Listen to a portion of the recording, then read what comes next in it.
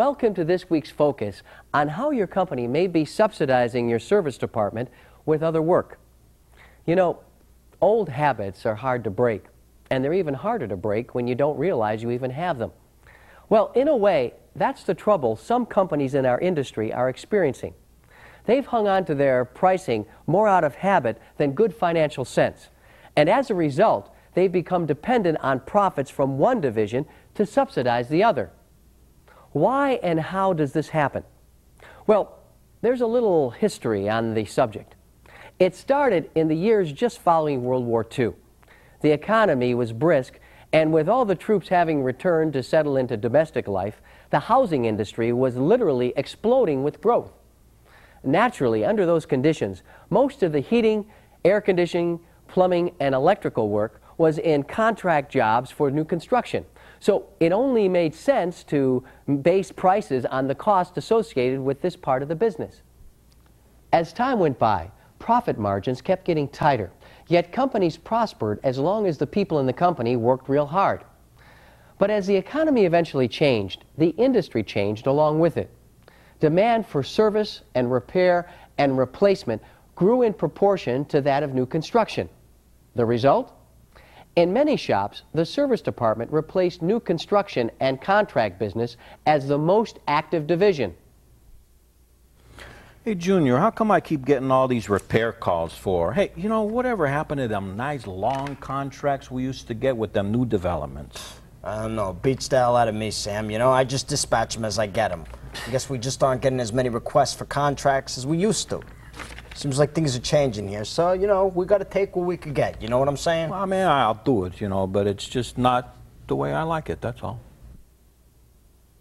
Now, as I mentioned earlier, old habits are hard to break. So it should come as no surprise that some shops, whether out of ignorance or stubbornness, continued to price as before, when new construction was their mainstay, and ignored the escalating operating costs inherent in service and repair. I don't get it, Pop. I mean, you know, the phone's been ringing a lot, but look at the books. Where's the money? Will you hang on, I'm still working here, all right? We do a little division, we'll add one of those, we can subtract a couple of things, and then we're gonna add, we'll round things off, and we'll add that a little bit, we'll round it off again, plus a little bit, and bingo! Profit right there, there it is. Whoa, Okay, all right, Huh? I knew you could do it, Pop. Wait a minute here, folks. That ain't right. What? Well, look here. You put the decimal in the wrong place. It really belongs over here. Ooh, that's not good, is it? Are you a wise guy? So what does all this mean? Well, it means that some companies aren't charging what they should, what they need to charge to make a profit across the board. If you set your prices according to the costs associated with only one part of your business, you may wind up subsidizing another part of the business with profits from the first department.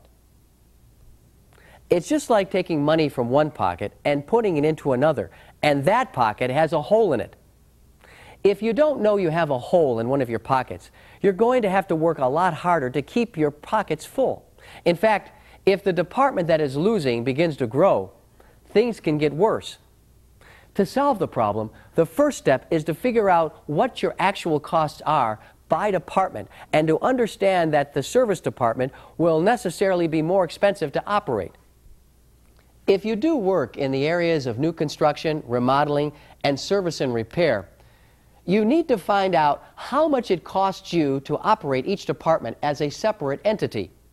This is the only way you can see whether each department is profitable on its own without the help or hindrance of the others. You may find out that you're charging enough to make a good profit in one area while losing your shirt in another. So, you know those shops that are charging $45 and $50 per hour? The ones you may think are so much more reasonable than your shop with its flat rate book? Well, they're basing their numbers on the way things used to be.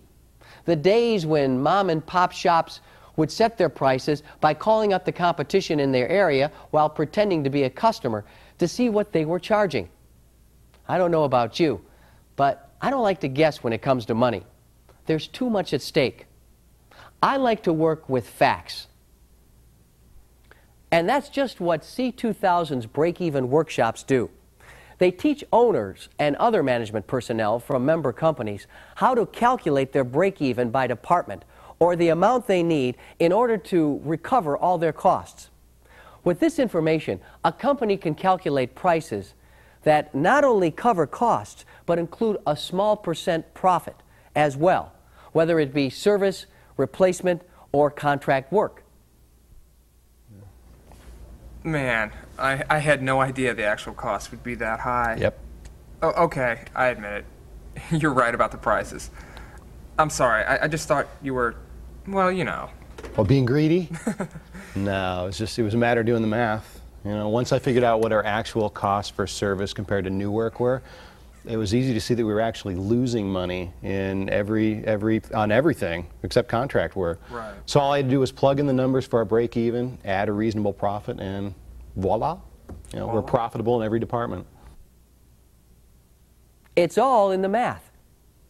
When you have the real numbers for cost and the appropriate numbers for pricing, every aspect of your business should become a profit center for your shop with no need for subsidizing.